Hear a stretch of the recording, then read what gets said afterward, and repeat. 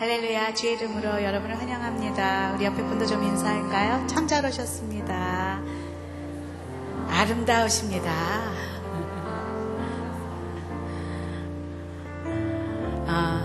우리 안에 주님이 계시기에 여러분 아름답습니다. 우리의 힘이 어디에 있느냐에 따라서 또 우리의 그 모습이 나타나는 것 같아요. 정말 우리 이곳에 모인 한 분 한 분, 우리의 힘은 바로 예수 그리스도이심을 믿지요? 아멘. 오늘 그것을 고백하면서 예배 문을 열도록 하겠습니다. 예수는 나의 힘이십니다. 예수는 나의 힘이요. 예수는 나의 힘이요. 내 생명 되시니 구주 예수 떠나가며 죄 중에 빠지리. 눈물이 앞을 가리고 내 맘에 근심 쌓일 때 위로하고 힘주시니 주 예수는 나의 힘이요. 예수는 나의 힘이요. 내 친구 되시니 그 은혜를 간구하며 음성이 받으리. 햇빛과 비를 주시니 주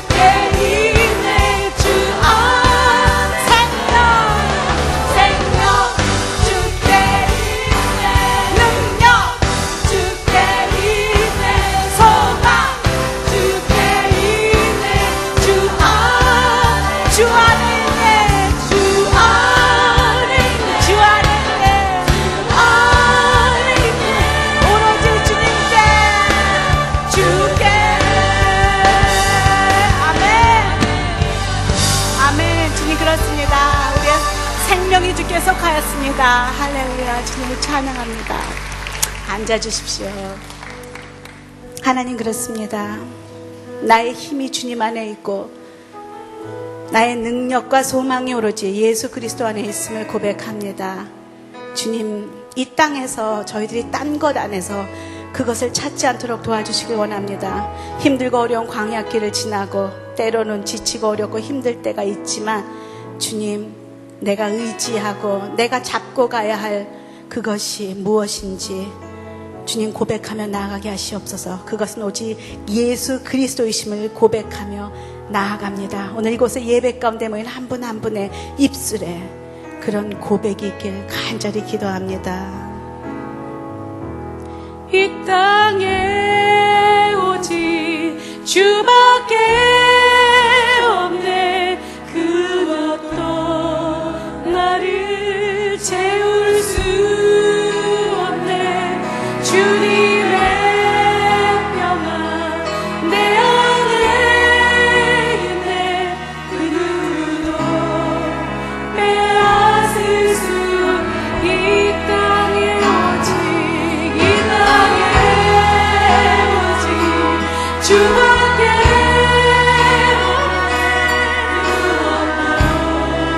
나를 세울 수 없네. 주님의 평안 내 안에 있네. 그 누구도 빼앗을 수 다시 한번 고백하겠습니다. 이 땅에 오직 이 땅에 오직 주밖에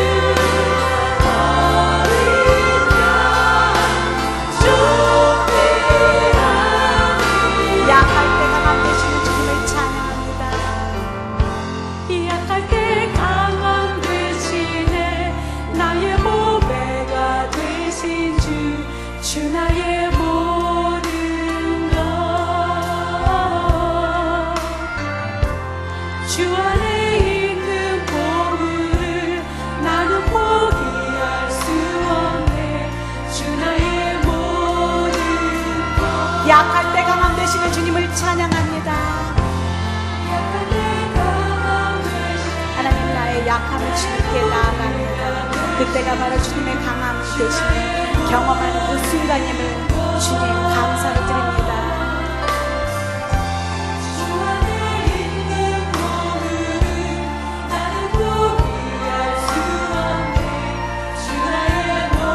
십자가 죄사하셨네.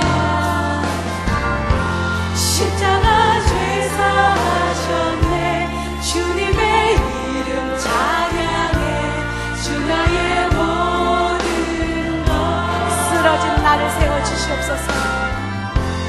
쓰러진 나를 나의 빈자를 채워주시옵소서.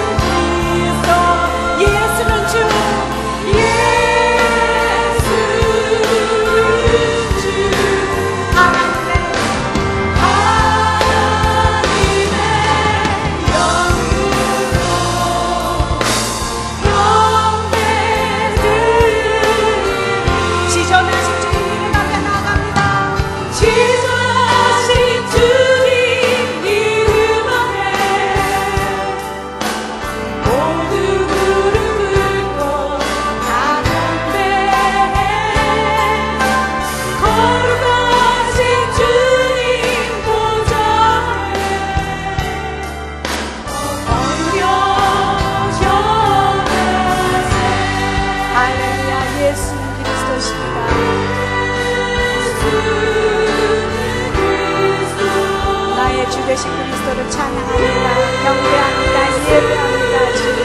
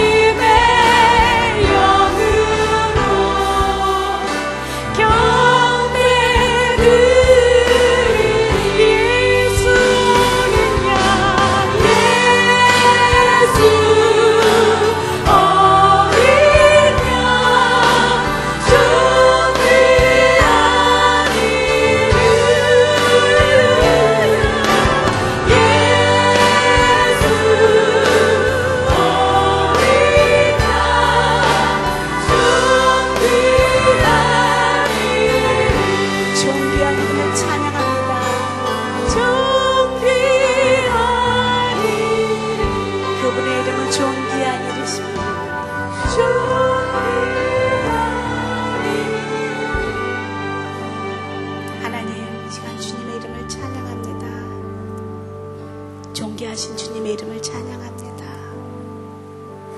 그 이름만이 우리를 구원하실 단 한 이름임을 고백하며 나아갑니다. 예배받기에 합당하시며 왕이신 주님,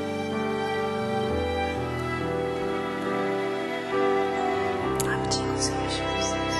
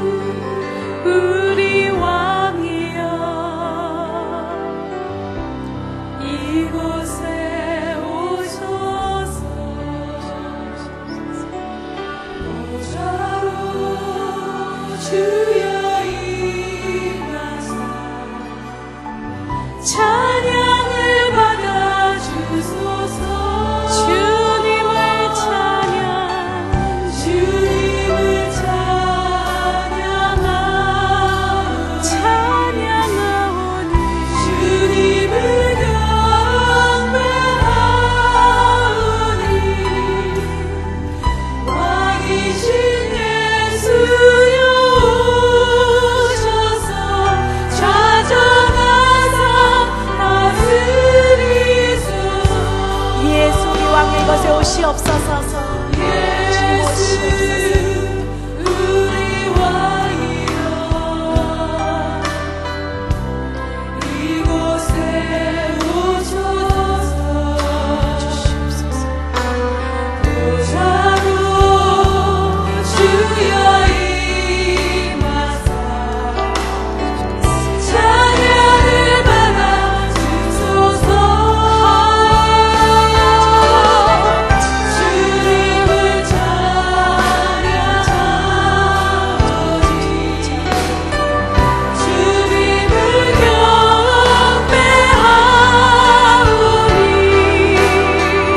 왕이신 예수여 오셔서 찾아가사 다스리소서.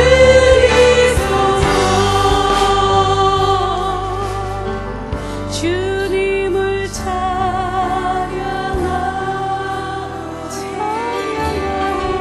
주님을 경배하오니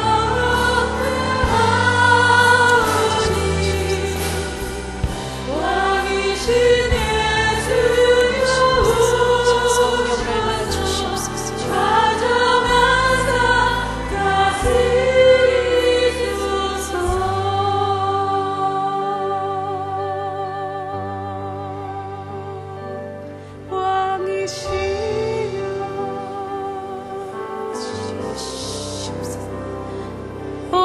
오시옵소서.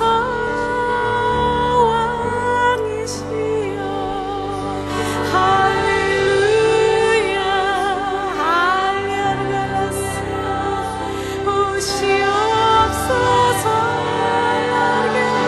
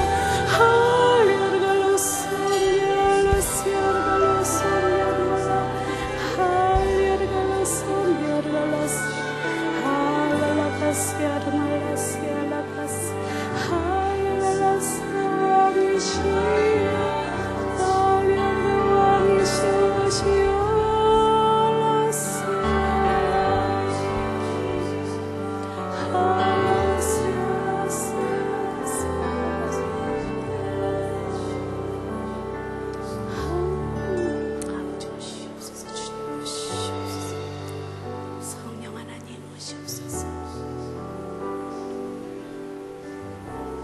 아버지 하나님 주시옵소서. 각 사람 마음을 다치하시고 주님께서 열으시고 제 보좌의 왕으로 임하시옵소서.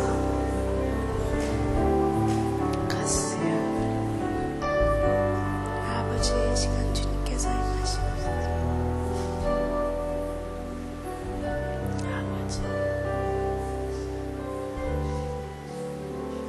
아버지 만져주시옵소서. 나의 주님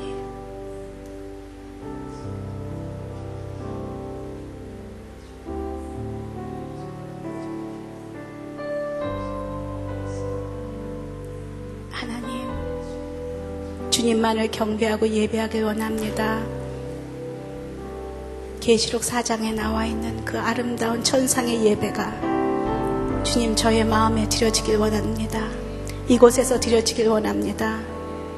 주님, 그러기 위해서는 그 보좌 가운데에 제가 내려와야 되겠사오니 나의 삶의 그 중심에서 내가 내려오고 아버지, 우리 하나님께서, 우리 어린 양 예수께서 내 삶의 보좌의 중심에 앉으셔야만 그 예배가 시작되는 것을 주님 그 계시록을 통하여 봅니다.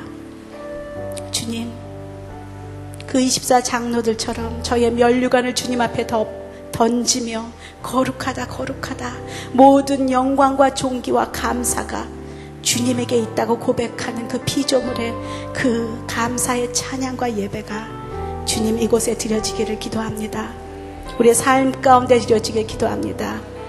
주님, 저희들의 순간순간이 주님께 온전히 드려지는 그런 예배의 그 순간들이 되게 하시고 저희 자신이 주님 앞에 드려지는 온전한 산 제물이 되게 하여 주시옵소서. 오늘도 말씀 전해주실 우리 장영철 목사님 기름 부으시고 귀한 말씀 선포될 때에 마음 문을 열게 하시고 주의 음성으로 듣는 귀한 축복이 이곳에 한 사람 한 사람의 마음 심령 가운데 있게 하여 주시옵소서. 예수님 이름으로 기도합니다. 아멘. 할렐루야. 오늘 처음 나오신 분들을 환영하는 시간을 갖도록 하겠는데요. 항상 처음 나오신 분들 계시더라고요. 한번 손을 들어 표현해 주시죠. 저희들이 여러분을 선물과 찬양으로 찾아가겠습니다. 감사합니다. 그 자리에서 일어나실 때 여러분 우레와 같이 큰 박수 하시죠? 한번 크게 한번 환영하면서 날 사랑하신 주님의 그 사랑으로 여러분을 사랑하고 환영합니다. 날 사랑하신 주님의 그 큰 사랑으로 내 안에 계신 예수님의 그 사랑으로 당신을 사랑합니다. 당신을 축복합니다. 당신을 사랑합니다. 당신을 사랑합니다. 주님의 이름으로 여러분을 환영합니다. 당신을 환영합니다. 참 잘하셨습니다. 예배 끝나고요. 그냥 가시지 마시고요. 저기 옆에 커튼 쳐 있는 그곳에 꼭 들려서 저를 만나고 가십시오. 함께 기도하고 좀 교회의 여러 가지 소식을 나누는 그런 시간을 갖도록 하겠습니다. 오늘 말씀 보겠습니다. 오늘 말씀이요.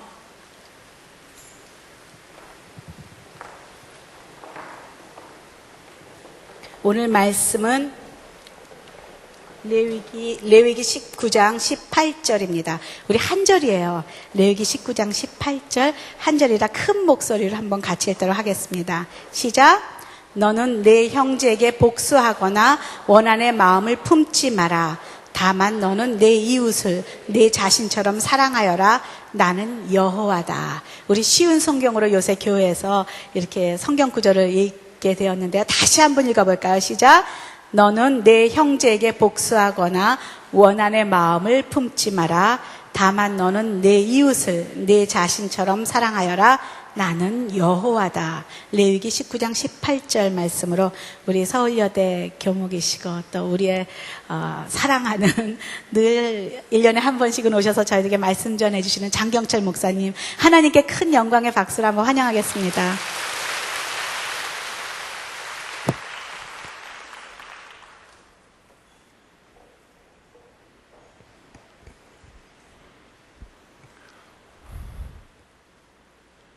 사람이 아침에 잠자리에서 일어나면 완전히 다 깨어나기 위해서는 적어도 3가지가 있어야 된다고 합니다.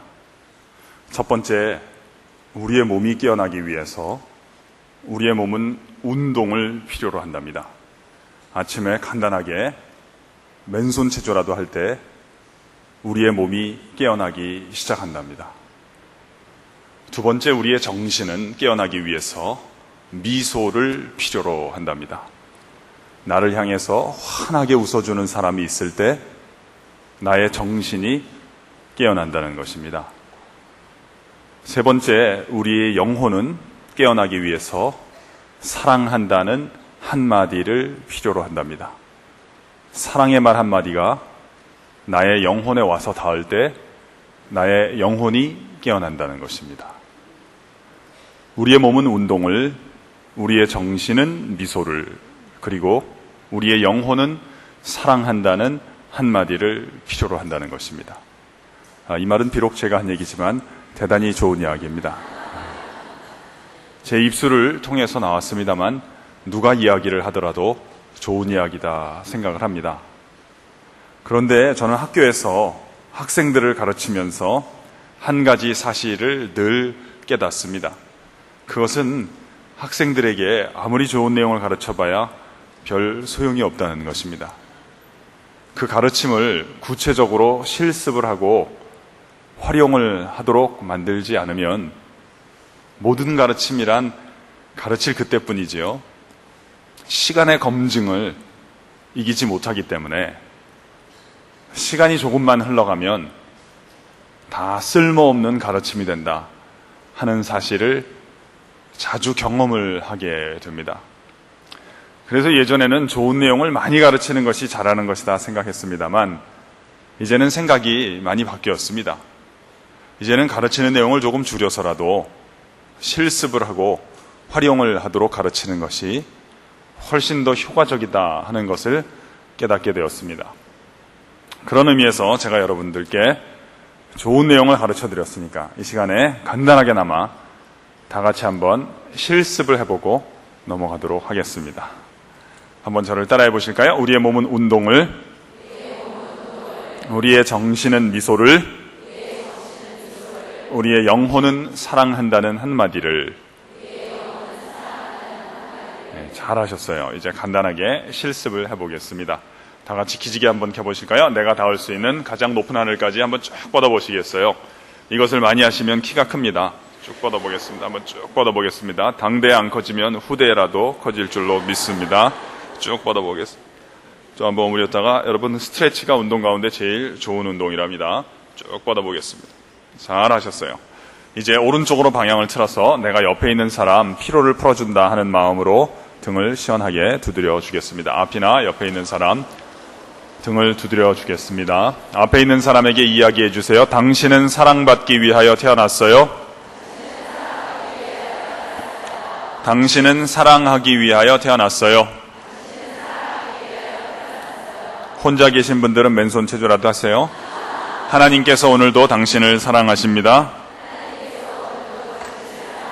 하나님께서 당신을 쓰시기를 원하십니다. 방향을 바꿔서 하겠습니다. 반대 방향으로 해보겠습니다.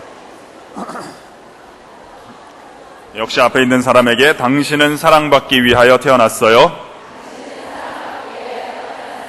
당신은 사랑하기 위하여 태어났어요. 고난 중에도 하나님이 당신을 사랑하십니다. 쓰임받는 사람이 됩시다. 잘하셨습니다.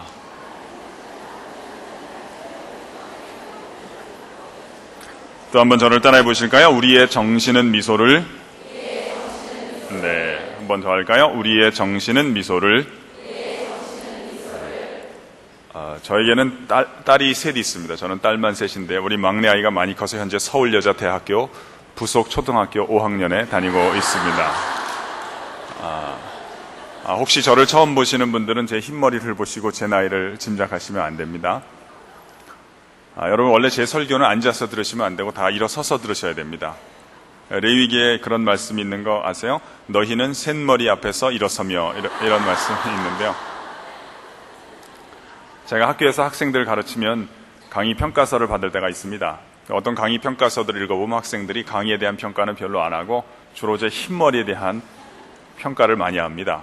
아마 제 첫인상이 특이한지 어떤 학생은 저를 본 첫인상을 4구절로 간단하게 요약을 했어요. 자기가 수업 시간에 들어와서 선생님을 딱 보니까 반백발의 머리에 가냘픈 몸매에 조금은 냉정해 보이던 모습에 4번째가 클라이막스였던 것 같아요. 4번째 짐작할 수 없는 나이였다. 어떤 학생은 선생님 얼굴을 보니까 피부로 봐서는 30대일 것 같은데 머리카락을 보니까 곧 운명할 것 같은 모습이었다. 뭐 그러던데. 저는 설교하기 전에 미리 꼭 부탁을 드리고 설교를 해요. 1인당 4사람씩 책임을 져주셔야지 제가 설교를 더욱 잘할 수 있습니다 하고 제가 청중들에게 꼭 부탁을 합니다. 당신 앞뒤 좌우에 있는 네 사람이 당신의 환한 미소를 보고 깨어나서 잠 안 자고 은혜 받을 수 있도록 옆에 있는 분에게 좀 옆에 있는 분들을 책임을 져주셔야 됩니다 하는데요. 제가 좋아하는 인사말인데요. 옆 사람 보고 환하게 웃으면서, 인사는 옆 사람에게 하시되, 하여튼 옆 사람에게 이렇게 인사하겠어요. 인사의 내용은 뭐냐면, 당신의 인격이 어떠하든지 끝까지 사랑하겠습니다. 인사하세요. 당신의 인격이 어떠하든지 끝까지 사랑하겠습니다.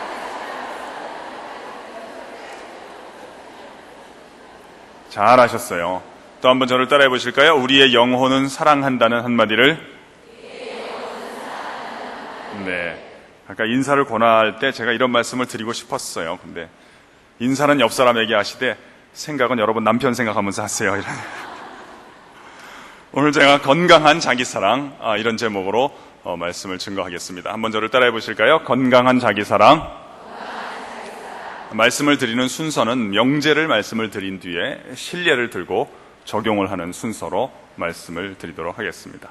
먼저 명제를 말씀을 드리겠어요. 건강한 자기사랑이 이웃사랑의 토대가 된다 하는 것이 오늘 설교의 명제입니다. 한번 따라해 보실까요? 건강한 자기사랑이 이웃사랑의 토대입니다. 네.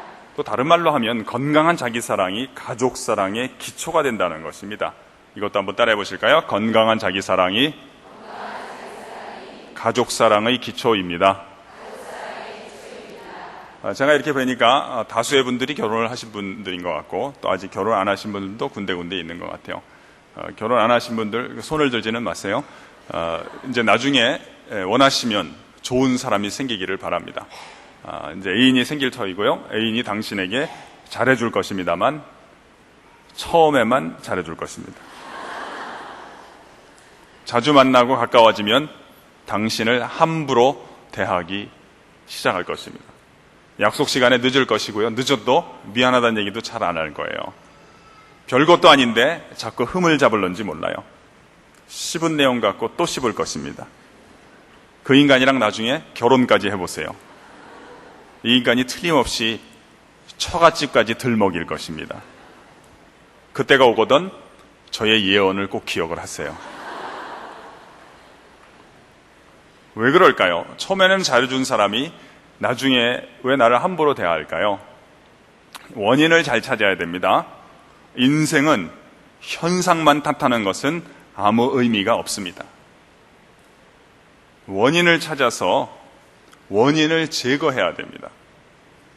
오늘의 잘못된 일들은 어제의 잘못된 원인을 투입해서 생긴 것들입니다.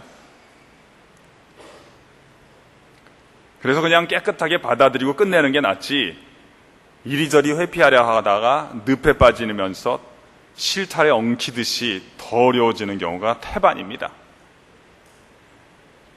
어제 잘못한 것 때문에 그렇구나 하고 깨끗하게 받아들이고 오늘 원인을 찾아서 이렇게 잘 제거하고 기다리면 하나님이 내일은 고쳐주실 줄로 믿습니다. 왜 그럴까요? 여러분 가운데 결혼한 분들 이런 경우가 있어요. 여기 어머니들이 많으시겠죠? 아버지나 어머니나 이런 경우가 있더라고요. 제가 보니까 남의 집 애들에게는 그렇게 험하게 말씀하지 않으시는데 자기 자녀들에게는 험하게 말씀하시는 분들이 계십니다. 남의 집 애들에게 혹 그런 얘기 했다가는 큰일 날 소리를 자기 집 애들에게는 함부로 하는 분들이 계십니다. 손을 들지는 마세요. 여기 틀림없이 있을 것입니다.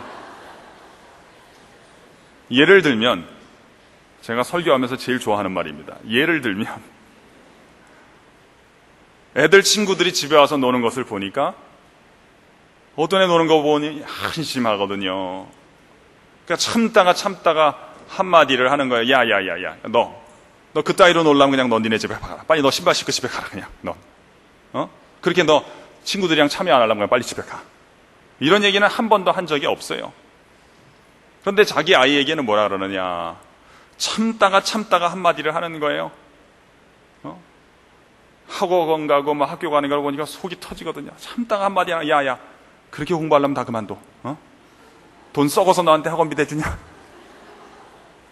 이런 말씀을 하는 분이 계신단 말이에요. 이게 왜 그럴까요?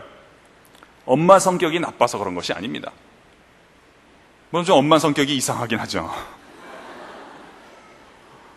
근데 오늘 우리의 질문은 그게 아니에요. 왜 엄마 성격이, 아빠 성격이 나쁘냐? 그게 아니라 그 이상한 엄마가, 이상한 아버지가 남의 집 아이에게는 그런 말을 안 하잖아요. 왜 자기 집 아이에게만 그렇게 험하게 이야기를 하느냐 하는 것이 오늘 우리가 다루기를 원하는 질문입니다. 어떤 사람들은 또 이렇게 얘기하시더라고요. 그건 엄마 아빠가 자기 집 애들은 사랑하기 때문이라는 거예요. 저는 그런 얘기 들을 때마다 제가 속으로 혼자 하는 생각이 있어요. 2번 사랑했다 큰일 나겠다.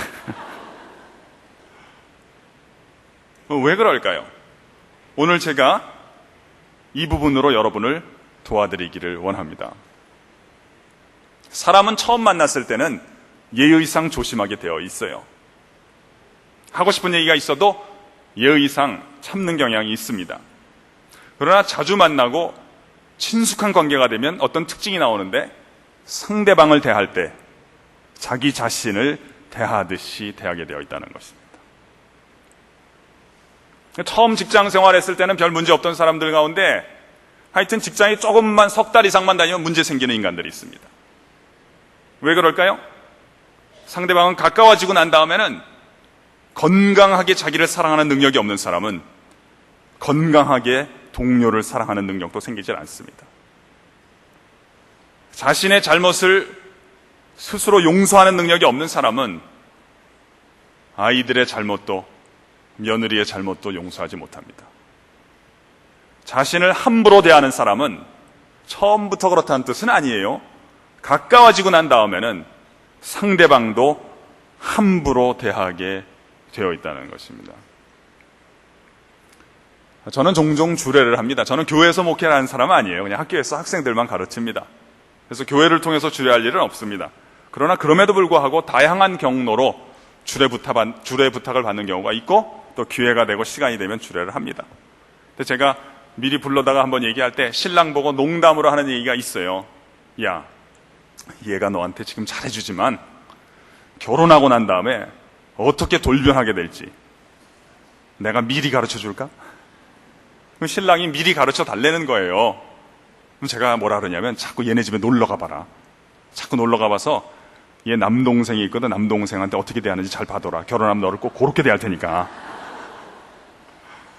사람이 자기가 자기를 어떻게 대하느냐는 거 혼자 있을 때 주로 이루어지는 일이기 때문에 우리가 잘 알기 어렵습니다만 그래도 남동생 대하거나 가까운 사람들 대하는 거 보면 형상화돼서 나타났다고 볼 수 있는 것입니다.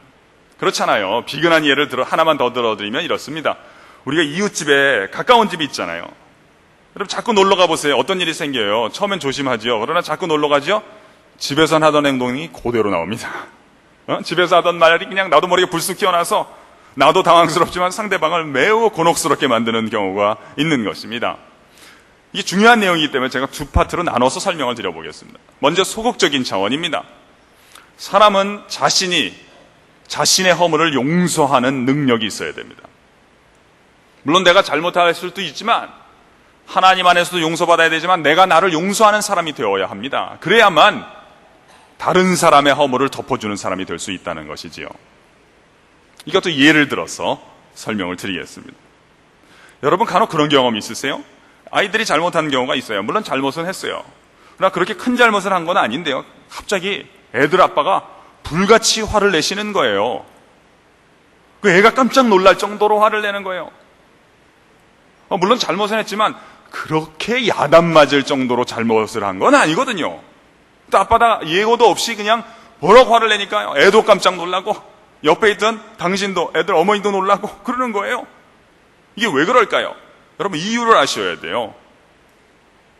우리 아버님 안에 아버지를 여러분이 이해를 해주셔야 됩니다. 우리 아버님 안에 당신 자신을 학대하는 성향이 있기 때문인 것입니다.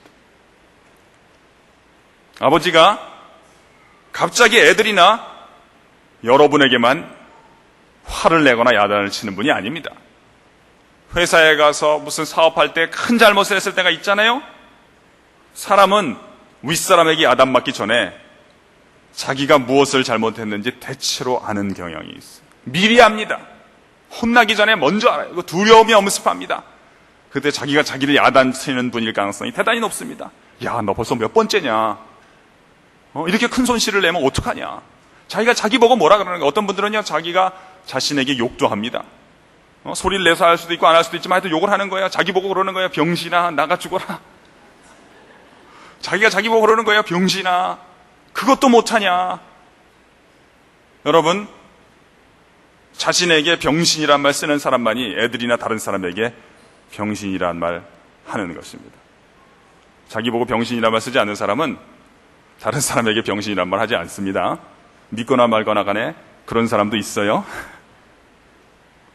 사람은 학대할 때 학대하는 성향의 70%를 10개 중에 7개 7할 이상을 자신이 당하게 되어 있어요.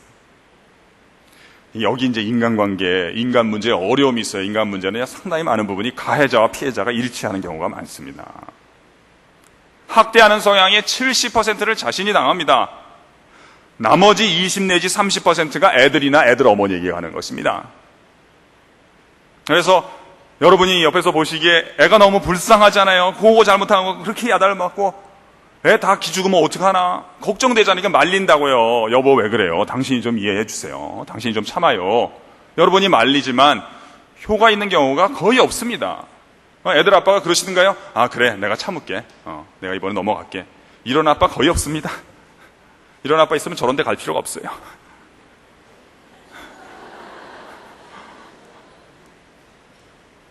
왜 효과가 없을까요? 여러분이 애들 아빠 보고 여보 당신이 좀 참아요 하고 말하는 것은 비유컨대 뭐와 똑같으냐? 거지 보고 자선하라 그러는 거랑 똑같은 겁니다. 지금 아빠가 자기 잘못도 못 덮어주는 분인데 남의 허물을 덮어주게 됐어요? 기대난망입니다. 기대하기 어려운 것입니다. 근데 여기에 문제점이 있어요.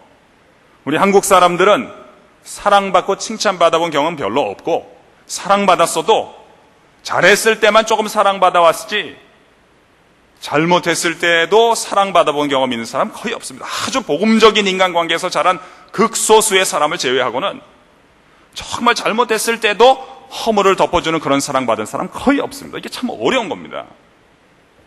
여러분 어떡하죠? 그런데 나의 잘못까지 포함해서 난데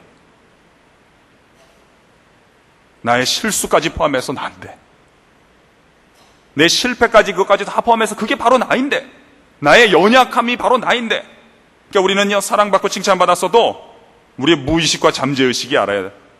내 90% 이상은 거절당하고 있다는 것을. 잘했을 그때 칭찬받는 순간에도 내가 아닐 때가 훨씬 더 많은데 두려운 겁니다. 사도 바울은 예수 그리스도 안에서 은혜를 체험하고 나서 뭘 깨달았어요? 내가 의롭게 된 다음이 아니라 내가 죄인 되었을 때 이미 하나님께서 예수님 안에서 나를 사랑하고 있다는 것을 깨달은 것입니다. 이 복음적인 은혜, 사죄의 은총을 체험한 것입니다. 로마서 5장에 고백을 하잖아요. 우리가 아직 죄인 되었을 때 의롭게 된 다음이 아니라는 거예요. 우리가 아직 죄인 되었을 때 그리스도께서 우리를 위하여 죽으심으로, 아예 개인화해서 읽으면 그리스도께서 나를 위하여 죽으심으로 하나님께서 나에게 대한 자기의 사랑을 확증하셨느니라. 그래서 우리가 예배당에 나와서 이 사죄의 은혜, 십자가의 은혜를 깊이 체험하고 노래하는 게 매우 중요한 것입니다. 이게 뭐 연애하는 거나 가정생활하고 별 관계없는 것 같죠. 그렇지는 않습니다. 여기에 나의 허물까지 포함해서 나를 사랑하시는 대속적인 은혜와 이 사죄의 은총을 깊이 체험하는 것, 이 시간 이 자리가 우리 가정의 미래의 행복을 예비하는 시간이 될 줄로 믿습니다. 내가 내 허물을 덮어줄 수 있어야 되겠다는 것이죠. 그런 사랑을 내가 많이 받아야 되는 것입니다. 학교에서 뭐 이렇게 하다 보면요, 할 수 있으면 이제 학교 일을 끝내고 집에 들어오면 또 집안일 하는 게 좋은데요. 어떻게 해요? 뭐 채점하다가 저도 너무 많으면 집에 와서 하는 수밖에 없잖아요. 밤늦게까지 막 하다가 픽 쓰러져서 자는 때가 있다고요. 옷도 못 갈아입고, 저 추하게 그래도 침도 흘리고 잘 수 있겠죠. 그때 제가 누가 이렇게 지나가다가 저 그런 흉한 것을 보고 돌아다니면서 험담하지 않고 나한테 이불도 덮어주고 내 허물을 덮어주는 사랑을 제가 평소에 많이 받아야 되겠더라고요. 그래야지 내가 다른 사람 잘못했을 때 그거 돌아다니면서 험담을 하지 않게 되는 거예요. 여러분 간혹가다 남 잘못했을 때 돌아다니면서 험담하는 분들 있죠. 손 들지 마세요. 틀림없이 있을 거예요. 우리가 혹 그런 분 계시면 그분을 불쌍히 여겨야 돼요. 긍휼히 여겨야 되는 거예요. 왜냐하면 그분이 평소에 잘못했을 때 그런 대접 외에는 받아본 적이 없는 사람일 가능성이 대단히 높습니다. 그러니까 여러분은 만날 때만 피해를 보지 그분은 혼자 있을 때 그 피해를 다 어떻게 당하겠어요? 그분 자신이 가장 큰 피해자일 가능성이 높은 거예요. 자꾸 가해자로만 그 사람 보면 안 됩니다. 우리가 잘못했을 때 괜찮아. 처음엔 다 잘못하는 거야. 내가 너만 할 땐 훨씬 더 잘못해요. 너 하는 거 보니까 참 잘하는구만. 이런 허물을 덮어주는 사랑을 내가 많이 받아야 되겠더라고요.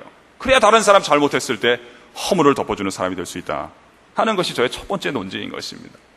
두 번째도 역시 마찬가지입니다. 사람은 자신의 장점을 기뻐할 줄 알아야 돼요. 그래야 다른 사람을 잘 인정하고 칭찬해 주는 사람이 됩니다. 여러분, 사람은 열등감이 있으면 다른 사람을 잘 칭찬하지 못합니다. 여러분 혹시 그런 경험 있으세요? 여러분도 그러시겠습니다만 저도 다른 사람 칭찬하는 것을 좋아하거든요. 그때 우리가 다 모여가지고 이런저런 얘기하다 그 어떤 분을 좀 칭찬하고 있었어요. 그분 참 잘하신다. 그 집사님 참 훌륭한 분이다. 그 목사님 훌륭한 분이다. 이렇게 칭찬하고 있었는데요. 갑자기 초치는 인간이 나오기 시작하는 거예요. 우리는 다 좋은 얘기하고 있는데 그래도 그 사람 저것은 못한다는 거예요. 물론 그 말은 맞아요. 그 사람 저건 못해요. 그러나 지금 그런 얘기를 할 상황이 아니잖아요. 분위기 파악도 못해요? 왜 갑자기 초치는 얘기를 하는 거예요? 사람들은 오해를 합니다. 그럴 경우에는 저 사람이 그분이랑 좀 관계가 안 좋은 모양이다. 두 사람 사이에 안 좋은 일이 있었는가 보다 생각하는데 아닙니다, 여러분. 이 사람이 지금 뭐라는 거냐면 자기 자신에게 대하듯이 그분에게 대하는 거예요. 나름대로 정의를 실현하는 거예요. 여러분, 사람이 남 칭찬하려면 열등감이 있으면 안 되는 거예요. 여러분 혹시 여러분 가까운 사람 가운데 열등감 있는 분이 있으면 그 앞에서 제3자 칭찬하지 마세요. 그 욕먹을 짓을 골라가면서 하는 겁니다. 사람이 열등감이 있으면 남 칭찬이 안 돼요. 왜 그래요? 열등감을 가지려면 어떻게 해야 돼요? 여러분, 열등감이 있는 분들도 다 못하는 분들이 아니에요. 그런 분들도 잘하는 게 많습니다. 열등감을 가지려면 어떻게 해야 돼요? 자기 잘하는 것은 오래 생각하면 안 됩니다. 잠깐만 생각하고 곧바로 어디로 들어가야 돼요? 우리 집안이 얼마나 비참한가? 이런 쪽으로 빨리 들어가야 됩니다. 그리고 내가 잘못했을 때 남이 나에 대해서 험담을 얼마나 많이 했는가? 이런 걸 주로 묵상을 해줘야지 열등감이 생기는 겁니다. 여러분, 교회를 우리 수요 예배든지 주일 예배든지 여러분 교회를 정상적으로만 다니고 정상적으로 예배드리고 정상적으로 설교만 들어도 열등감 생기긴 어려운 거예요. 원칙적으로는 그런 겁니다. 하나님께서 당신을 사랑하십니다. 당신을 복의 근원이 되게 하기를 원하십니다. 이런 하나님 말씀을 정상적으로만 들어도 열등감 생기기 어려운 거예요. 대다수의 사람들은 이 언어와의 관계가 좋지 않습니다. 하나님이 당신을 사랑하십니다. 그러면 목사님이 한 얘기 또 하시는구나. 요즘 설교 준비가 안 된 모양이지. 이렇게 생각을 합니다. 반면에 안 좋은 얘기는요, 심각하게 듣는 거예요. 내가 어디서 들었는데 제가 너보고 나쁜 년이라 그러더라. 제가 언어 준비가 안 돼갖고 그냥 되는 대로 얘기하나 보다. 이렇게 넘어갈 수도 있는데 그런 건 심각하게 듣습니다. 사람들은 대체로 안 좋은 얘기일수록 심각하게 듣고요. 어떤 사람은요, 심각하게 듣는 걸 넘어서서 하나님 말씀처럼 듣는 사람도 제가 봤어요. 어떻게 알아요? 집에 가서 밤에 잠 안 자고 들은 얘기를 본문 삼아서 큐티하기 시작하는 사람들이 있어요. 경건의 시간하고 생명의 삶은 읽지도 않으면서 경건의 시간하고 묵상합니다. 내가 뭘 잘못했을까? 제가 왜 나한테 그럴까? 이런 건 계속 생각합니다. 그러니까 어떻게 돼요? 사람이라고 하는 게 별거 아니거든요. 하나의 그릇인데, 예수님 말씀에 따르면 창고일 수도 있고, 바울 말에 따르면 하나의 그릇인데, 이 자아라고 하는 그릇이 감당을 못하는 거죠. 좋은 말들은 잠시 스쳐서 사라지고 나쁜 말이 오래 남는 거예요. 그러니까 자기 잘못하는 걸 집중적으로 생각하게 됩니다. 그러니까 열등감이 생기는 거거든요. 그러니까 지금 이분이 뭐 하는 거예요? 자신에게 대하듯이 그 사람에게 대하는 거예요. 그 사람 지금 잘하긴 하지만 잘하는 얘기를 너무 오래 했다는 거예요. 이제 잘못하는 얘기 할 시간이 됐는데 왜 이렇게 불균형하게 대화를 하냐는 거예요. 여러분, 문제 일으키는 인간은 거의 다 나름대로는 정의를 실현하는 인간들입니다. 남을 비난하는 게 아니에요. 자기를 대하듯이 다른 사람을 대하는 것이다. 거꾸로 얘기하면 다른 사람 칭찬을 잘하는 사람은 자기 장점을 기뻐할 줄 아는 사람입니다. 교회에서는 이제 장점이라는 말도 쓰지만 은사란 말을 많이 씁니다. 사람이 자기 장점 또는 은사에 대해서 행복감에 젖어본 경험이 있어야 돼요. 이렇게 교회 봉사를 좀 해봐야 된다고요. 맨날 들락들락 하지 말고. 그리고 칭찬받아본 경험이 있어야 됩니다. 그래야지 그 행복감에 젖어봐야지 다른 사람 잘하는 것을 칭찬을 해주는 사람이 되는 거예요. 그래서 그런 사람은요, 남 변호도 잘해줍니다. 다른 사람 좀 잘못한 게 있어도요, 아니에요. 제가 보기에는요, 한 가지만 잘해도 잘하는 것 같아요. 이렇게 남을 변호를 해주는 사람이 되는 거예요. 그런데 애석하게도 우리는 칭찬받아본 경험이 별로 없습니다. 그리고 남이 칭찬도 잘 안 해주지만 또 칭찬받았을 때 있잖아요. 잘 받아들이는 습관도 없어요. 대부분 한국 사람들은요, 누가 칭찬해주면 그거 잘 못 받아들입니다. 저도 학교에서 학생들 칭찬을 많이 해버릇하거든요. 야, 참 잘했다, 수고 많이 했다. 그러면 한국 학생들은요, 선생님 고맙습니다. 이런 학생 별로 없습니다. 아닌데요, 뭐 별로 잘한 거 없는데요. 아니라는 거예요. 한 번은 제가 잘했다고 칭찬했는데 자꾸 아니라는 거예요. 내가 무안하더라고. 수고 많이 했다, 이게 아니래. 그래서 내가 신경질이 나가지고요. 야, 아니랜다, 아닌가 보다. 그랬더니 또 언짢게 생각하더라고요. 그래서 제가 속으로 말은 안 했습니다만 속으로 참 사람이 정직하지가 않다.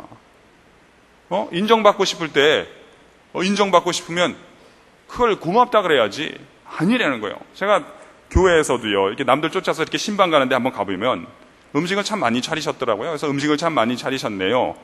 그럼 대부분의 가정주부들이 뭐라는 줄 아세요? 차린 게 별로 없다는 거예요. 여러분 앞으로 그런 식으로 대화하지 마세요. 누가 여러분을 칭찬하거든 아니란 얘기 하지 마시고 감사합니다 하고 끝내세요. 그게 멋있어 보입니다. 물론 자주 칭찬 안 하겠지만 자주 칭찬 안 할수록 그렇게 해야 되는 거예요. 여러분 오늘 설교 끝난 뒤에, 예배 끝난 뒤에 저에게 오셔서 오늘 설교가 참 실제적이고 도움이 많이 되었습니다 하고 저를 칭찬해 보세요. 저는 아니란 얘기 절대로 안 합니다. 왜냐하면 이게 자주 오는 게 아니기 때문에 돈하고 비슷해서 줄 때 챙겨둬야지 나중에 쓸 때 쓰는 겁니다. 안 주는 사람 보고 자꾸 달라 그러면 안 되는 거예요. 줄 때 챙겨둬야지. 나도 다른 사람 많이 칭찬해야 되잖아요. 제 인생관 가운데 하나가 공급이 있는 곳에 배급이 있답니다. 줄 때 잘 받아둬야 되는 거예요. 저는 여자들을 많이 만나는 편이거든요. 저는 집에 가도 여자들밖에 없고 또 학교 가도 여자들밖에 없고 또 교회에서 이제 여전도에서 저를 많이 청하는 편인 것 같아요. 그래서 여자들 굉장히 많이 만납니다. 저는 여자에 대해서 더 이상의 소원이 없을 정도로 하여튼 여자들 많이 만나는데, 그래서 여자들하고 대화하는 게 익숙하죠. 그래서 제가 옷이 예쁘면 참 옷이 아름답습니다. 옷이 예쁘네요. 그러거든요. 그럼 고맙습니다 그러면 될걸? 어떤 여자분들이나 또 우리 학생들 쓸데없는 얘기 하는 거예요. 옷이 참 예쁘구나. 그랬더니 뭐라는 줄 아세요? 2,500원짜리인데요.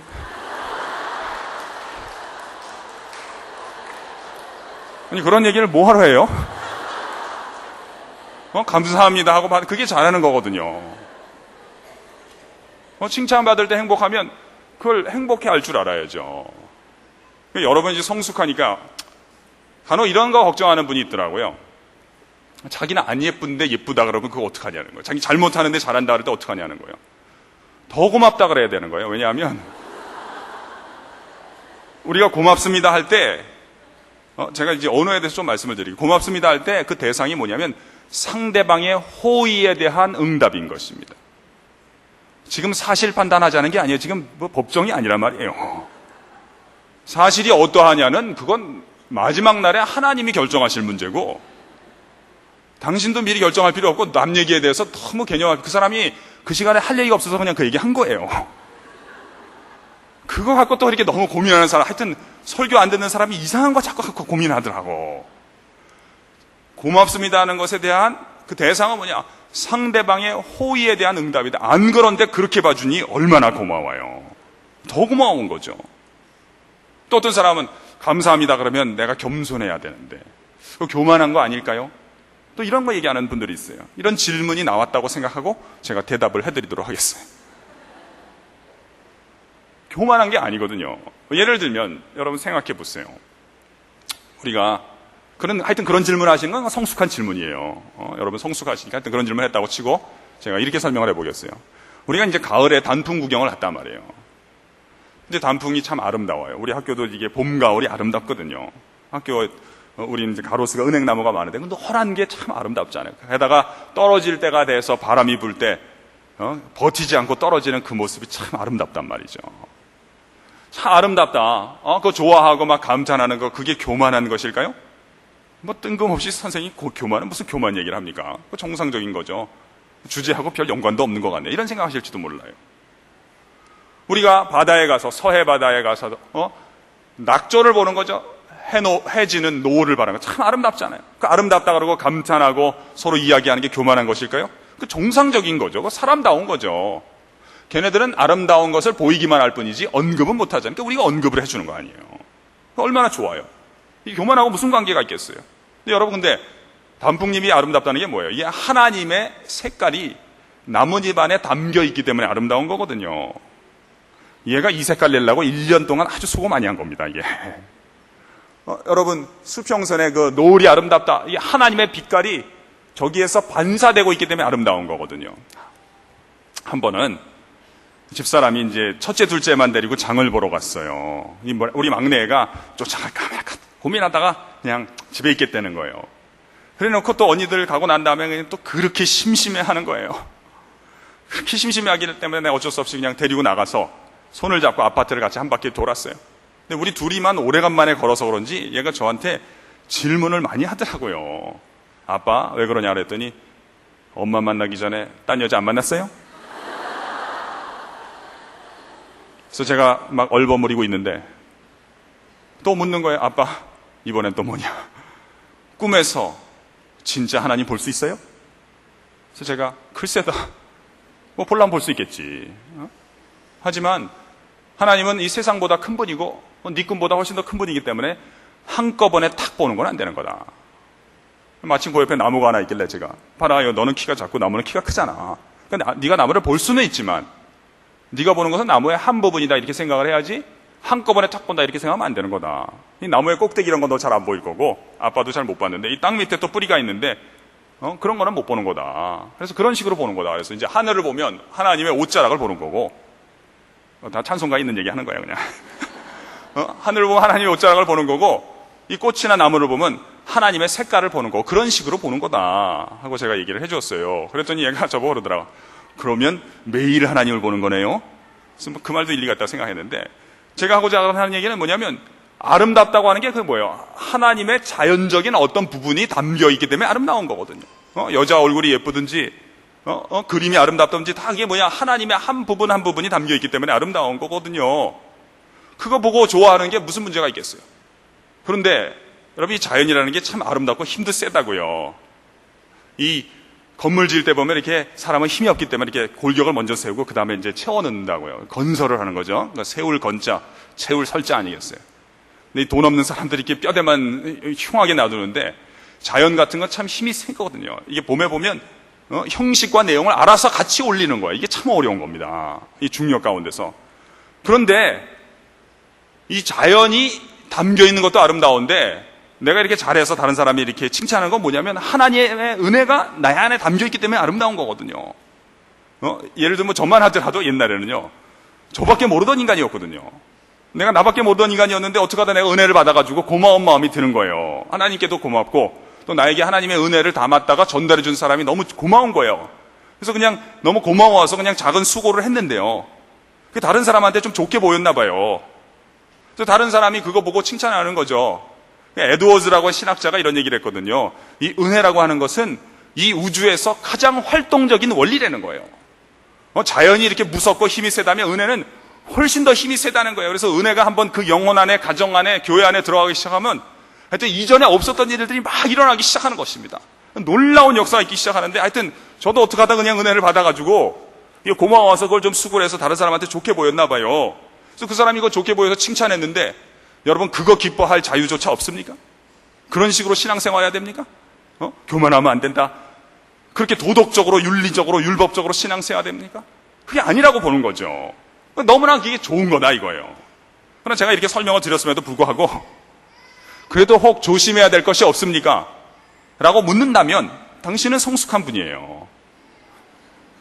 조심할 게 있다면 좀 있어요. 어떤 거냐면 이런 거죠. 제가 이제 단풍 얘기를 했으니까 계속하면 단풍 구경하고 얘기하는 건 좋다 이거예요. 그러나 이제 유흥을 끝내고 출근을 했잖아요. 다음날 출근했으면 일을 해야 되는데요. 이 인간이 일은 안 하고요. 전화통 붙들고 계속 단풍 얘기만 하고 앉아 있는 거예요. 이건 교만한 거다 이거예요. 무슨 뜻이에요? 하나님이 나에게 은혜를 베풀어 주셨으면 그거 너무나 행복해하고 감사하고 좋아하는 건 그건 겸손한 거예요. 그러나 돌아서면 잊어버리고 다음에 부어주실 은혜를 기대하면서 나가야지. 어떤 교회 가면요, 어떤 인간들은 10년 전에, 20년 전에 자기 했던 얘기 계속 하는 얘기, 그런 인간들이 있어요. 10년 동안 얼마나 한 게 없으면 그 10년 동안 그 얘기만 하겠어요. 그건 교만한 거다 이거예요. 그러니까 겸손한 것이란 무엇이냐? 하나님이 내게 은혜 부어줬을 때 행복해하고 너무나 기뻐하면서 잊어버릴 줄 알고 끝낼 줄 아는 게 겸손한 거다 이거예요. 그래서 여러분, 겸손이란 자기를 과하게 낮추는 것이 아니라 자신을 잊을 줄 아는 것입니다. 근데 어떤 분들이 이걸 거꾸로 하는 거예요. 칭찬하면 아니라 그래 놓고요, 계속 자기 얘기하는 인간들이 있어요. 내가 이것도 못하고 저것도 못하는데요. 그래서 제가 속으로 생각이 드는 거죠. 왜 자꾸 당신 자신을 화제의 중심에 놓으려고 하죠? 왜 자꾸 당신 얘기, 난 이것도 못하고 저것도 못한다 그러면서 자기 얘기만 하려고 그러죠? 그게 교만한 거죠, 여러분. 겸손이란 나를 낮추는 것이 아니라 나를 잊을 줄 아는 것이다. 그래서 자꾸 자기 얘기하는 거, 이건 뭐예요? 못한다 그러면서 자기 하는 건 비참한 형태로 교만한 겁니다. 그래서 이 겸손은 오히려 아름다운 것이다. 그래서 여러분, 설교를 참 잘 들으시네요. 우리 학생들은 여러분처럼 이렇게 잘 듣질 않습니다. 교회에서 설교할 때마다 너무 기분이 좋아요. 행복해요. 그도 그럴 수밖에 없는 게 또 교회는 안 들을 인간은 안 오니까, 다 들을 인간들만 들어오는 거니까. 우리 학생들은 여러분처럼 잘 듣지 않고 맨날 시계만 보는 거예요. 언제 끝나나. 제가 이제 강의를 많이 하는 편이기 때문에 뭐 시계 보는 인간까지는 잘 감당하는데, 어떤 경우는 저도 잘 감당 못하는 때도 있어요. 어떤 학생들은요, 시계만 보는 게 아니에요. 뭐라는 줄 아세요? 이걸 흔듭니다. 이게 죽었나? 왜 이렇게 안 가지? 오죽 시간이 안 가면 그러겠어요. 요즘에 학생들은, 저는 이게 교회 와서 보면 참 여러분들도 그러신 것 같은데 참 존경스럽습니다. 연세 드신 분일수록 자세가 흐트러지지 않고 너무나 열심히 들으시는 거예요. 그래서 제가 마음 깊은 곳에서 존경하는 마음이 있어요. 제 좌우명 가운데 하나가 나의 직업의 학생이 되자 하는 거거든요. 한번 따라해 봅시다. 나의 직업의 학생이 됩시다. 네. 그래서 하여튼 직업이 교수건, 직분이 집사건, 어머니건, 아버지건, 처음부터 잘할 수는 없겠잖아요. 그러니까 처음엔 못하다가 스승들한테 잘 배워서 조금씩 잘하자 하는 것이 제 좌우명인데, 제가 좀 애석하게 생각하는 게, 학생의 자세가 제일 안 나오는 인간들이 있더라고요. 보니까 직업이 학생인 인간들이 학생의 자세가 제일 안 나오는 거예요. 그래서 어떤 학생들은요, 학교에 올 때 교수의 자세를 갖고 학교에 오는 거예요. 저건 말도 안 되는 거, 틀렸다는 거야. 내가 그것까지는 이해하는데, 어떤 학생들은 총장의 자세를 갖고 학교에 오더라고요. 그런 학생들은 뭐라는 줄 아세요? 저 교수는 저건 잘라버려야 된다는 거야. 지가 총장이야. 제가 가끔 이렇게 교회, 학교 바깥에 나와서 이렇게 강의를 해보거나 설교를 해보면, 참 어른들일수록, 학교 떠난 지 오래된 분일수록, 학교로 돌아올 가능성이 이제 거의 없는 분일수록 학생의 자세가 잘 나오는 거예요. 그래서 제가 깊이 존경하는 마음이 있어요. 물론 이제 마음 한 구석에 약간의 아쉬움은 있죠. 학교 다닐 때 저랬으면 많은 것이 달라졌을 텐데. 그런 건 다 지나간 얘기고. 아주 분위기 좋습니다. 제가 요즘 이상한 버릇이 생겼어요. 그 이상한 버릇 하나 보여드릴까요? 어떤 버릇이 생겼냐면, 너무 학교보다 더 분위기가 좋으니까 학교에서 하던 버릇이 자꾸 나오는데, 이게 뭐냐면 설교하다가도 질문을 받는 버릇이 생겨요. 혹시 있으면 내가 받겠어요. 질문 있으면 제가 질문 받겠어요. 분위기가 워낙 좋아서. 한번 저를 따라해보세요. 질문 중심의 학습. 참고로 저에게 하시는 모든 질문은 다 좋은 질문입니다. 나쁜 질문이 하나 있는데 그것만 조심하시면 돼요. 그것만 안 하시면 돼요. 뭐가 나쁜 질문이냐? 할까 말까 하다가 하지 않고 놔둔 그 질문만 나쁜 질문이고, 나머지는 다 좋은 질문입니다. 제가 질문 있으면 받겠습니다. 따라해보세요. 질문 중심의 학습. 참고로 저는 질문 있느냐 여쭤본 뒤에 1분 정도 기다리는 습관이 있어요. 할까 말까 하는 사람을 돕기 위해서.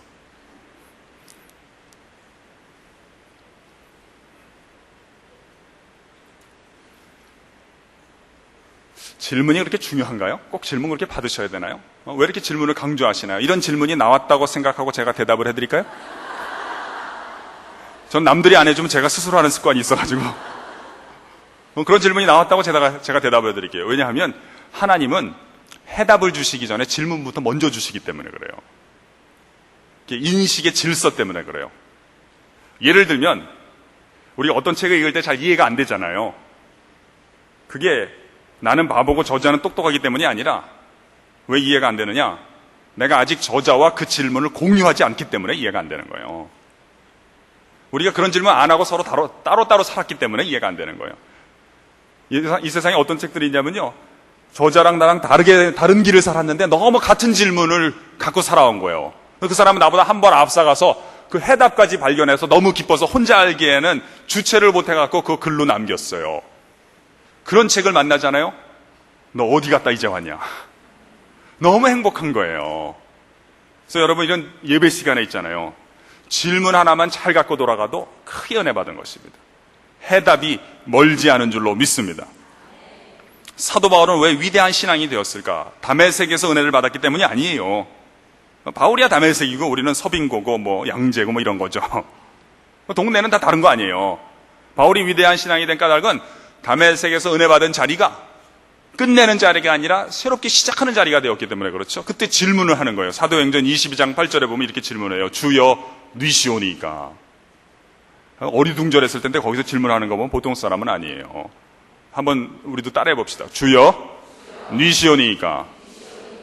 여러분 성경에 혹시 밑줄 긋고 메모하는 거 좋아하시면요. 여기다 밑줄 긋고 밑에다 써두세요. 좋은 질문 딱 이렇게 써두세요. 제가 예언을 해드릴 수 있어요. 여러분 인생에 이해할 수 없는 사건을 만날 때마다 재수없다 이런 얘기 안 하고 하나님 당신은 누구시길래 제 인생에 이러한 사건을 불러일으키시는 분인가요? 이렇게 계속 하나님께 질문하잖아요.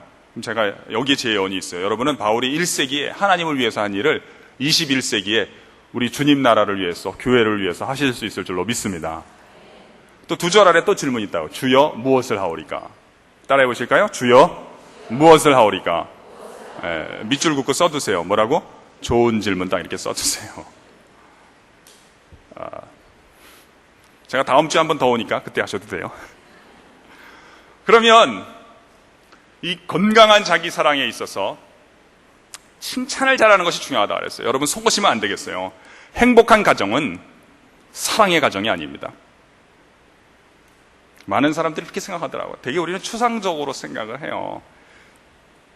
행복한 가정은 사랑의 가정이 아니에요. 사랑은 두 사람 사이의 거리만 가깝게 만들어주는 것이지 행복을 보장해주질 않습니다. 만약에요. 여러분 자녀가 여러분으로부터 사랑만 받고 칭찬을 받지 못했다면 그 아이는 매우 불행한 아이가 될 가능성이 높습니다. 왜냐하면 사랑을 하시니까 그냥 지나치지는 못할 거예요. 이웃집 아저씨 같지는 못할 것입니다. 그러나 여러분은 칭찬을 못하시니까 화제는 주로 걔가 잘못한 것일 가능성이 높을 거예요. 너 왜 맨날 그 모양이야? 그거 좀 잘해라. 아이는 여러분과 대화하는 것이 비례할수록 상처가 남을 가능성이, 아빠는 내가 잘못하는 거, 엄마는 내가 잘못하는 것만 이야기하는 사람이다 하는 것이 남을 가능성이 대단히 높을 것입니다. 행복한 가정은 사랑의 가정이 아닙니다. 모호하게 하는 걸 빨리 고쳐야 됩니다. 여러분 사랑한다고 결혼하는 게 아니에요. 제가 결혼하는 방법 가르쳐 드릴까요? 그만둡시다. 반응도 신통치 않은데. 두 종류의 학생을 가르치기가 제일 어렵습니다. 첫째, 질문 없는 학생.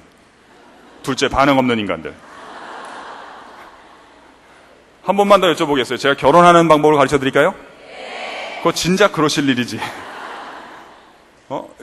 우리 학생들이요, 다 사랑해야 결혼한다고들 잘못 알고 있더라고요. 제가 그런 거 많이 고쳐줍니다. 솔직히 말씀드리겠는데, 애들 아빠가 당신 사랑해서 결혼한 게 아닙니다. 다른 여자를 사랑했을 가능성이 대단히 높습니다. 집에 가서 추궁해 보세요. 추궁하지 않는 게 낫겠다. 당신 가정의 행복을 위해서 그냥 모른 척하고 넘어갔어요. 실은 다른 여자 사랑했는데 어떻게 하다 당신이랑 결혼한 거예요. 따라해 보세요. 어떻게 하다가.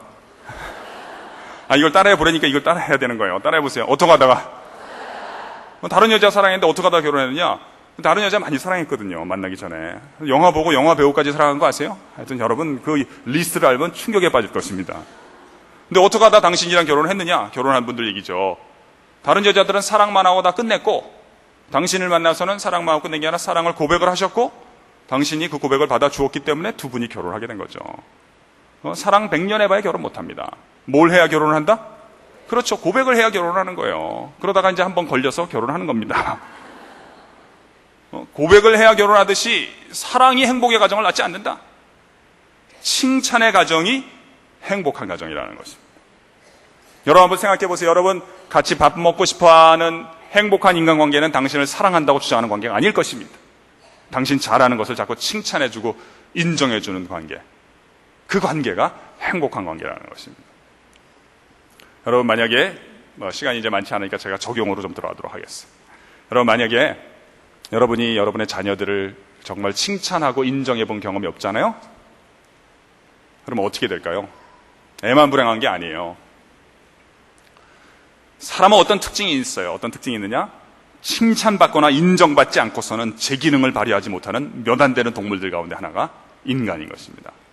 당신이 아이를 칭찬하면서 길러본 경험이 없으면 당신은 아들이 뭔지 모르고 딸이 뭔지 모르고 지금까지 애들을 양육해왔을 가능성이 높아요. 애들 기르는 게 너무나 힘들다 라고 느끼시는 것도 무리는 아니다. 혹시 따님이나 며느리 계세요? 당신이 시어머니를 정말 칭찬해드리고 높여드린 경험 없이 시댁살이에 왔으면 당신은 시어머니가 뭔지 모르고 지금까지 시댁살이 너무나 힘들어 죽겠다 라고 느끼는 것도 무리는 아니다. 애들 아빠를 칭찬해드리고 인정해드리는 얘기를 많이 해야 됩니다. 그렇지 않으면 당신은 남편이 뭔지 모르고 지금까지 결혼 생활해왔을 가능성이 대단히 높다.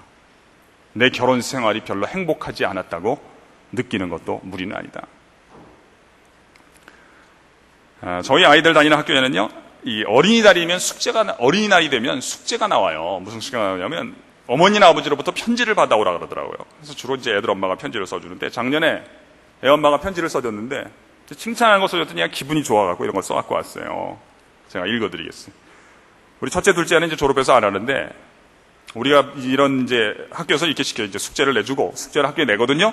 어버이날 직전에 또 학교에서 애들 보고 답장 쓰라 그래요. 그래서 집으로 보냅니다. 근데 여태까지 우리가 받았던 편지들 가운데 제일 인상적인 답장은 우리 둘째 아이가 초등학교 2학년일 때 써온 게 있어요. 그때 애 엄마가 이렇게 편지를 써줬거든요. 지영아, 네가 초등학교에 들어간 지가 엊그제 같은데 네가 어느덧 2학년이 되었구나. 앞으로도 건강하게 잘 자라라. 이런 편지를 써줬어요. 그랬더니 얘가 숙제니까 자기가 읽고 학교에 냈어요. 어버이날 직전에 학교에서 답장 썼다고 갖고 왔더라고요. 읽어보니까 어머니, 아버지 그동안 키워주셔서 감사합니다. 이게 상투적인 내용입니다. 그런데 잘 나가다가 중간에 특이한 문장이 나오기 시작하는 거예요. 어머니, 아버지 감사합니다 그러다가 어머니께서 저를 낳으신 지가 엊그제 같은데 어느덧 벌써 2학년이 되었습니다. 그 정도로 인상적이진 않지만 그래도 작년에 우리 막내 아이가 써온 편지지가 칭찬하니까 기분이 좋아하고 써왔어요. 이렇게 써왔어요. 나는 축복받았어요. 아버지는 재미있으시고 어머니는 따뜻하시고 나는 축복받았어요. 부모님 저 지혜예요. 저가 부모님의 편지를 읽고 너무나 좋았어요. 왜냐하면 칭찬을 해주셨기 때문이에요. 그리고 나중에 훌륭한 사람이 돼서 부모님을 기쁘게 해드릴게요. 부모님을 영원히 사랑하는 지혜가. 이렇게 써갖고 왔어요. 칭찬하니까 웬 박수까지. 제가 쓴 거 아니고. 여러분은 여자분들이니까 내가 딴 데서는 안 읽는데 이것도 읽어드릴게요. 내가 우연히 난 어떤 편지 썼는지 몰랐어요. 그러다 몇 달 전에 우연히 뭘 봤는데 집사람에게 써준 거예요. 이 편지를 나온 편지인데 한번 읽어드리겠습니다. 봄이 되면 제일 먼저 민들레꽃을 선물하는 사랑스러운 딸. 엄마가 바쁠 때 뭘 도와드릴까요 하며 도와주는 다정한 딸. 동네 어른들을 만나면 언제나 또박또박 인사하는 예의 바른 딸. 4학년이 되어서 힘이 들 텐데도 잘 이겨내는 자랑스러운 딸. 엄마 아빠가 피곤할 때 고사리 같은 손으로 토닥토닥 안마해주는 기특한 딸. 언니들에게 좋은 것을 나누어 줄 줄 아는 마음이 넓은 딸. 아빠 구두를 슥싹슥싹 윤인하게 닦아놓는 대견한 딸. 엄마 아빠 자는 머리맡에 사랑의 편지를 써놓는 귀여운 딸. 밤을 새워 이야기를 해도 끝이 없을 사랑스러운 딸 지혜야. 엄마 아빠는 내가 있어서 정말 행복하단다. 사랑해 그리고 고마워. 2005년 5월에 엄마 아빠가. 집사람이 쓴 건데 우리 애가 사실 이렇지는 않습니다. 그런데 어쩌다 한번 꽃 한 송이 안 받아본 부모가 어디 있겠어요. 애들에게 고사리 같은 손으로 안마 안 받아본 엄마가 어디 있겠어요. 그러나 여러분, 사람은 칭찬받거나 인정받지 않으면 어떤 특징이 나오는데 잘하고도 두세 번만 하고 그만두는 경향이 있어요. 속으로 이렇게 생각합니다. 괜한 짓 했나 보다. 이 중요한 원리입니다. 제가 시간 때문에 더 전개를 못해서 아쉬운데 매우 중요한 원리입니다. 여러분, 세상이 문제가 있는 게 아니에요. 인정받지 못한 세상이 문제가 있는 것입니다. 그 만남이 문제가 있는 게 아닙니다.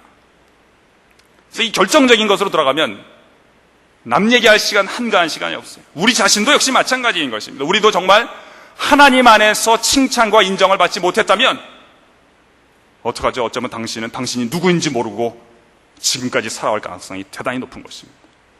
50년을 사셨는지 70년을 사셨는지 제가 잘 모르겠으나 하나님 안에서 정말 칭찬받거나 인정받아본 경험이 없다.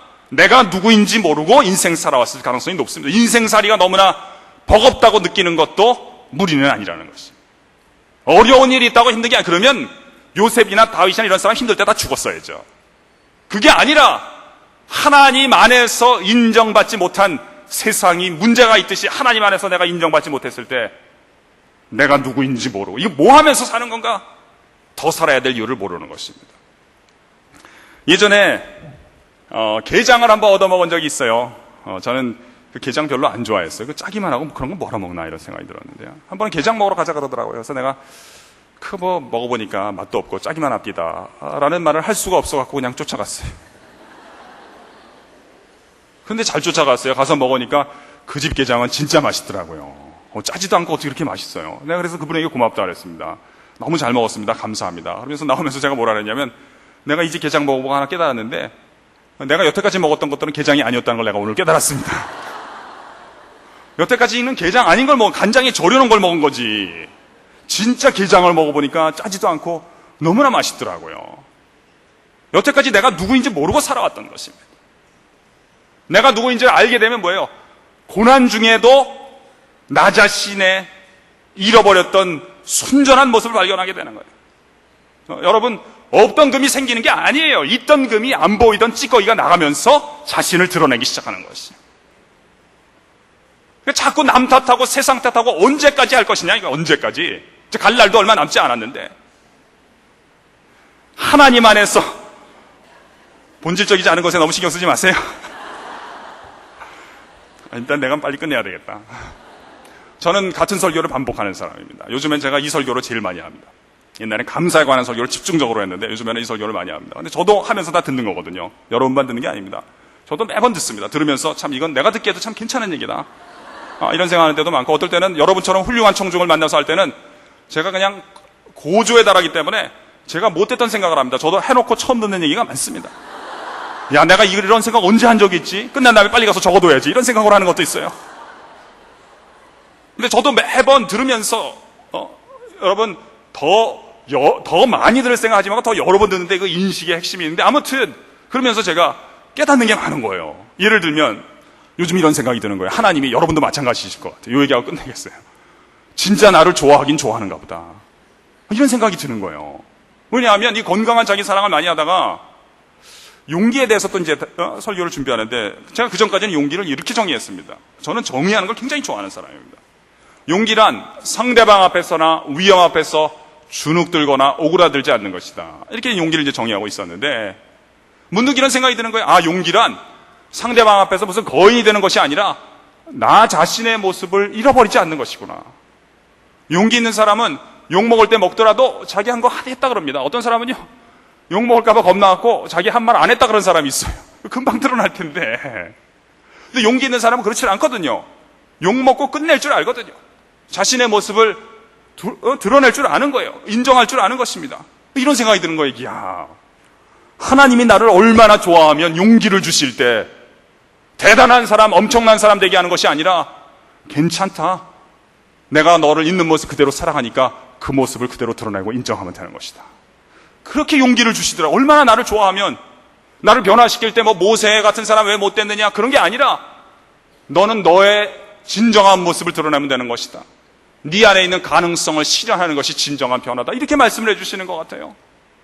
내가 나 자신에 있는 모습 그대로를 인정하고 사랑하게 되니까 학생들도 잘 사랑하게 되는 것 같아요. 학생들 마음에 안 드는 거 많습니다. 우리 애들도 마음에 안 드는 거 많아요. 그러나 이 모습 이대로가 하나님이 오늘 나로 하여금 그들을 사랑하라고 보내주신 모습이라고 내가 인정하게 되는 것입니다. 나의 허물을 덮어줄수록 그들의 허물을 덮어주게 되고 나의 장점을 발견하게 될수록 한 사람 한 사람의 장점을 발견하게 되는 것입니다. 참으로 건강한 자기사랑이 이웃사랑의 토대가 되며 건강한 자기사랑이 이웃사랑의 기초가 되는 것입니다. 앞에 것을 회복하셔서 뒤에 것까지 다 회복하시는 축복을 받으시기를 주님의 이름으로 축원합니다. 기도하겠습니다. 하나님 아버지,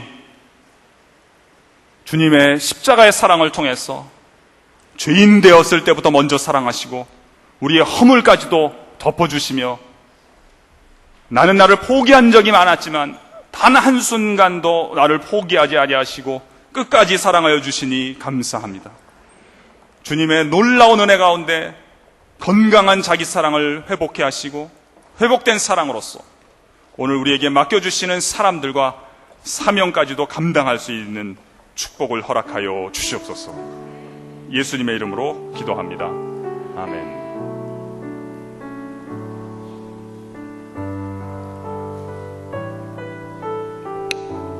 갑자기 내가 이렇게 사랑스러운지 우리 옆에 분 얼굴을 보시면서 정말 사랑스럽습니다. 좀 그렇게 한번 칭찬해 주시죠. 진심을 담으셔야 됩니다. 우리 찬양 중에 감사해요. 깨닫지 못했었는데 내가 얼마나 소중한 존재인지 하나님께서 나를 소중하다고 말씀하시기 때문에 나는 소중합니다 하는 그런 고백의 찬양 있죠. 함께 그 찬양 부르고 우리 기도하겠습니다. 감사해요. 깨닫지 못했었는데 내가 얼마나 소중한 존재예요. 내가 얼마나 소중한 존재라는 걸 태초부터 지금까지 하나님의 사랑은 항상 날 향하고 있었다는 걸 고마워요. 그 사랑을 가르쳐준 당신께 주께서 허락하신 당신께 그리스도의 사랑으로 더욱 섬기며 이제 나도 세상에 전하리. 당신은 사랑받기 위해 당신을 사랑받기 위해 그리고 그 사랑 전하기 위해 그리고 그 사랑 전하기 위해 주께서 택하시고 이 땅에 심으셨네. 또 하나의 열매를 우리 옆에 분 한번 손을 한번 잡아보시죠. 당신은 사랑받기 위해 그리고 그 사랑을 전하기 위해 그리고 그 사랑 전하기 위해 주님께서 여러분을 택하시고 주께서 택하시고 이 땅에 심으셨네. 또 하나의 열매를 바라시며 또 하나의 열매를 바라시며 또 하나의 열매를 바라시며 그 손을 놓지 마세요. 손을 잡고 한번 옆에 분들을 위해 기도하길 원합니다. 하나님, 내가 양손에 손잡은 이 딸, 혹은 이 아들, 주님 혹시 주님이 나를 보시는 눈으로 나를 사랑하지 못하고 있는지요? 이 시간 주님께서 아름답다, 너는 소중하다, 너는 보배롭다, 내가 너를 지었다, 너를 만들었다, 그리고 너를 통해 또 하나의 열매를 받기를 원한다는 주님의 그 말씀이, 오늘 목사님이 전해주신 그 말씀이 주님 마음 깊숙이 새겨져서 그 힘으로 살아갈 수 있는, 그리고 그 영향력과 그 사랑을 내 가족과 이웃에게 흘려보낼 수 있는 귀한 축복 있게 해주십시오. 우리 그분들을 위해서 축복하며 함께 기도하길 원합니다. 하나님 감사합니다. 오늘 말씀을 통하여서 사랑이